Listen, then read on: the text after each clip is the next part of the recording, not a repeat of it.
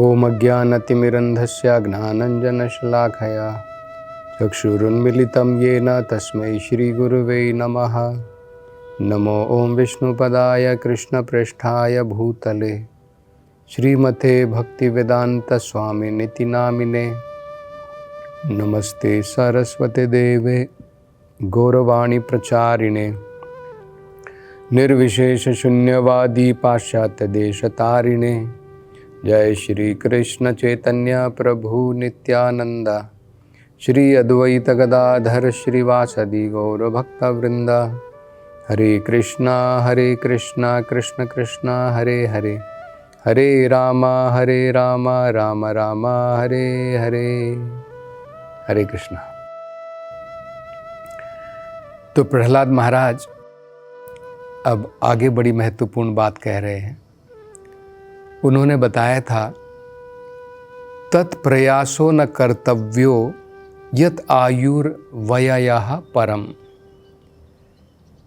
ऐसा भौतिक प्रयास नहीं करना चाहिए जिसके द्वारा हमारी आयु खत्म हो जाए, धीरे धीरे व्यय हो जाए, व्यर्थ में चली जाए।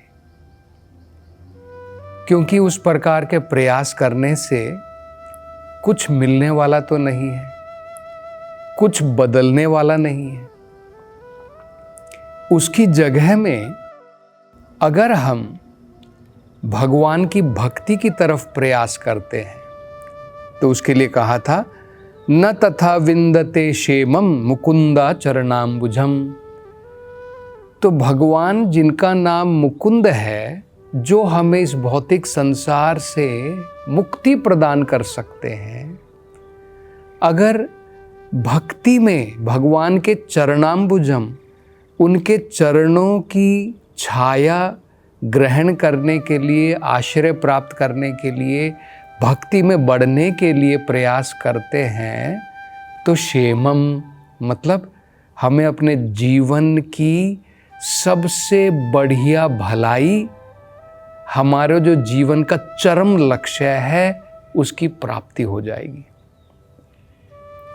और इस विषय में वो आगे अब बताते हैं ततो यतेत कुशलाः। यतेत का मतलब होता है यतन करना। तो अब वो सारांश दे रहे हैं। क्या बता रहे हैं? कुशलाः, जो व्यक्ति बुद्धिमान है, जो ये समझ सकता है क्या गलत है क्या सही है, जिसमें विवेक की शक्ति है, ऐसा बुद्धिमान व्यक्ति, उसको कौन सा प्रयत्न करना चाहिए? क्षेमाय भवमाश्रिताः। जब तक वो भौतिक भवम आश्रिता, इस भौतिक भव सागर के आश्रय में है, मतलब जब तक हम लोग इस भौतिक संसार में बद्ध हैं, तब तक हमें कौन सा प्रयत्न करना चाहिए? क्षेमाय, अपने असली भलाई के लिए, अपने असली स्वार्थ के लिए, हमारे जो चरम लक्ष्य है, इस भौतिक संसार के बंधनों से मुक्ति के लिए, उसके लिए प्रयास करना चाहिए। और कब तक प्रयास करना चाहिए, उसके लिए वो बताते हैं शरीरम पौरुषम यावन न विपद्येत पुष्कलम। दो शब्दों का प्रयोग किया है। जब तक, यावन मतलब होता है जब तक, शरीरम हमारा ये शरीर, विपद्येता पुष्कलम, पुष्कलम का मतलब है जब तक ये बहुत स्वस्थ है, जब तक हमारा शरीर तंदुरुस्त है, स्वस्थ है और तंदुरुस्त है, तब तक इसका प्रयोग हमें अपनी असली भलाई के लिए, प्रयत्न के लिए करना चाहिए। और विपद्येता मतलब जब तक ये शरीर बूढ़ा ना हो जाए, बीमार ना हो जाए।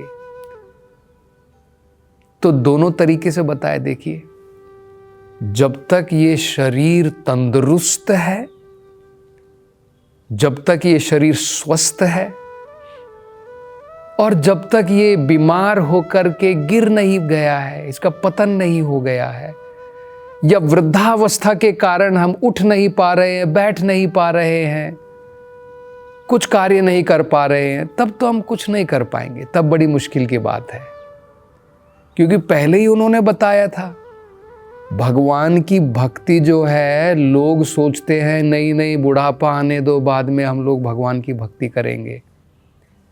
पर प्रहलाद महाराज ने बताया कि भगवान की भक्ति प्रारंभ होती है कौमार अवस्था से ही। कौमार अवस्था से प्रारंभ करनी चाहिए, और जब तक शरीर तंदुरुस्त है, जब तक शरीर स्वस्थ है, जब तक ये बुढ़ापे के कारण गिर नहीं गया है, बीमारियों के कारण जो है ये परास्त नहीं हो गया है, तब तक हमें इस दिशा में प्रयत्न लगातार करते रहना चाहिए, निष्ठा के साथ में। किस व्यक्ति को? कुशलम, जो व्यक्ति बुद्धिमान है, जिसमें विवेक है, जो ये समझ सकता है क्या सही है क्या गलत है, इस प्रकार के बुद्धिमान व्यक्ति को। आगे वो कहते हैं कि ये मनुष्य जीवन लोग किस प्रकार से व्यर्थ गवा देते हैं। जिन व्यक्तियों की इंद्रियां उनके काबू में नहीं है, उनके नियंत्रण में नहीं है, जो जानवरों की भांति हैं, वो अपने जीवन को कैसे व्यतीत कर देते हैं, व्यर्थ में गवा देते हैं। अब उसके बारे में जो है प्रहलाद महाराज आगे बताते हैं। क्या करते हैं ये लोग? पुंसो वर्ष शतम ही आयुष, मनुष्य की आयु वर्ष शतम 100 साल की आयु है लगभग। हमें ये पता है, असल में देखा जाए तो हर एक जीव अपने अपने 100 साल जीता है। मनुष्य भी अपने 100 साल जीता है लगभग। ब्रह्मा जी वो भी अपने 100 साल जीते, लेकिन उनके 100 साल और हमारे 100 सालों में, 100 ईयर्स में बहुत अंतर है। ब्रह्मा जी की आयु बताई है, उनका एक दिन कितना होता है ये भगवत गीता में वर्णन दिया है। उसमें क्या कहा है? सहस्र युग पर्यंतम। जब हमें पता है कि 4 युग बीतने में एक युग का चक्र बीत जाता है। सतयुग, त्रेता युग, द्वापर युग, कलयुग, ये एक चक्र होता है। ऐसे सहस्र, 1000 साइकिल, जब ये 1000 बार 4 युग बदल जाते हैं, तब जाकर के ब्रह्मा जी के 12 घंटे होते हैं। आहुर मतलब उनका दिन होता है। इसी प्रकार की रात्रि होती है। 12 घंटे उनके ये 4 युगों की 1000 साइकिल है, वो उनका 12 घंटे हैं। तो आप समझ सकते हैं कि उनकी 100 साल का मतलब क्या है। तो ब्रह्मा जी भी अपने 100 साल जीते हैं, मनुष्य भी अपने 100 साल जीता है। एक कीड़ा, छोटा कीड़ा भी, वो भी अपने 100 साल जीता है, लेकिन हमारे तुलना में बहुत कम आयु है। ब्रह्मा जी की तुलना में हमारी आयु बहुत कम है, हमारा समय बहुत सीमित है।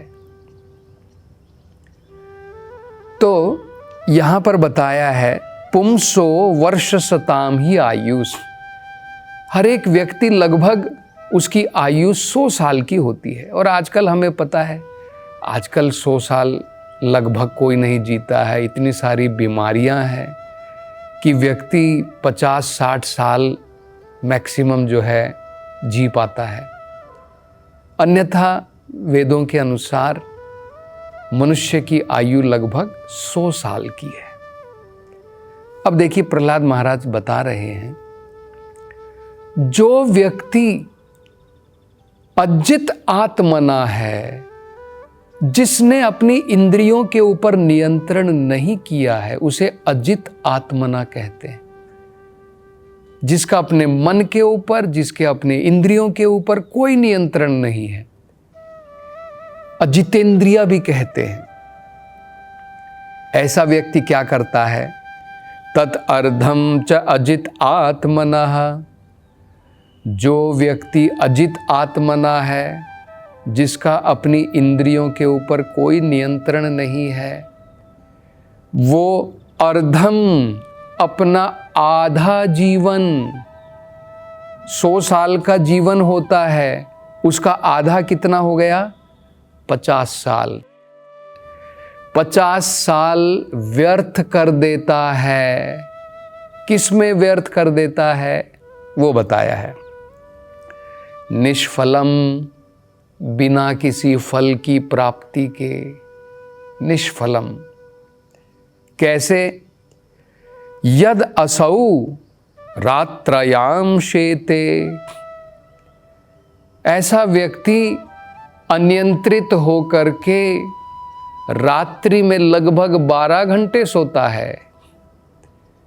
मतलब आप समझ सकते हैं, अगर कोई व्यक्ति रात के 10 बजे सोता है और सवेरे 10 बजे उठता है, कितने घंटे हो गए? रात के 10 बजे सोया, सवेरे 10 बजे जाकर के उठा।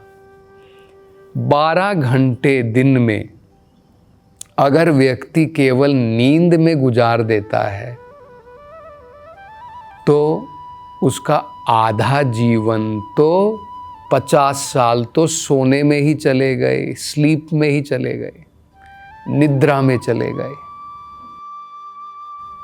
तो यही प्रहलाद महाराज कह रहे हैं, निष्फलम यदसौ रात्रायाम। वो निष्फल है, उसका तो कुछ मिलने वाला नहीं है, केवल स्वप्न लोक में रहता है। स्वप्न लोक में थोड़ी हम लोग कुछ कार्य करते हैं, उसका कुछ फल थोड़ी मिलने वाला है। तो 50 साल निष्फलम यदसौ रात्रायाम शेते अंधम प्रापितस्तमः। क्यों? अनायाम मतलब होता है अंधम प्रापितस्तमः, क्योंकि ऐसा व्यक्ति तमोगुण के प्रभाव में आकर के केवल निद्रा में, आलस में, इस प्रकार से आधा अपना जीवन निकाल देता है। ये बहुत महत्वपूर्ण बात है और भगवद गीता में भगवान इस विषय में बड़ी महत्वपूर्ण बात बताते हैं। युक्त आहार विहारश्च। जो व्यक्ति योग में, जो व्यक्ति आध्यात्मिक जीवन में आगे बढ़ना चाहता है, उसके लिए बहुत महत्वपूर्ण निर्देश दिया है। युक्त आहार विहारश्च। भगवान कह रहे हैं, हमें खाने के लिए, हमें सोने के लिए, विहार करने के लिए उतना समय लगाना चाहिए जितना जरूरी है, जरूरत से ज्यादा नहीं। जैसे उदाहरण के तौर पर जो व्यक्ति कृष्णा भावनामृत में है, उसे पता है कि हमें जल्दी ब्रह्म मुहूर्त समय में उठ जाना चाहिए। ब्रह्म मुहूर्त समय अत्यधिक महत्वपूर्ण होता है और हम उसमें आध्यात्मिक प्रगति जल्द कर सकते हैं अगर अपना समय हम आध्यात्मिक प्रगति के लिए, भगवान की भक्ति के लिए लगाते हैं। और जितना शरीर के लिए आराम की जरूरत है, लगभग 5.5 से 6 घंटे, उतना व्यक्ति जो है सोता है अपने शरीर को आराम देने के लिए, स्वस्थ रखने के लिए। इस प्रकार से नहीं, अंधम में नहीं, तमोगुण के प्रभाव में आकर के निद्रा लोक में पड़ा हुआ है 12-12 घंटे आलस के कारण, उस प्रकार से नहीं। तो जो व्यक्ति भक्ति में बढ़ना चाहता है, उसे जितना हो सके इन 4 चीजों को कम करना चाहिए। कौन सी 4 चीजें हैं?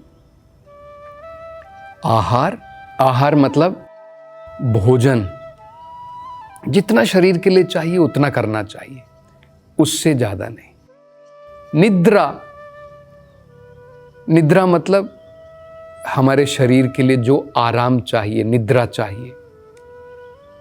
भय मैथुनम च, हमारे शरीर की जो नेसेसिटी है, काम है, इच्छाएं हैं, उनको भी मिनिमाइज करना है। और जो हम मेंटेनेंस करते हैं उसको भी मिनिमम करना है।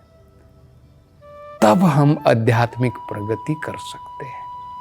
लेकिन प्रहलाद महाराज उनके बारे में बता रहे हैं जो भोग विलास में डूबे हुए, जिनकी इंद्रियां उनके काबू में नहीं है, वो अपना आधा जीवन तो सोने में ही बिता देते हैं।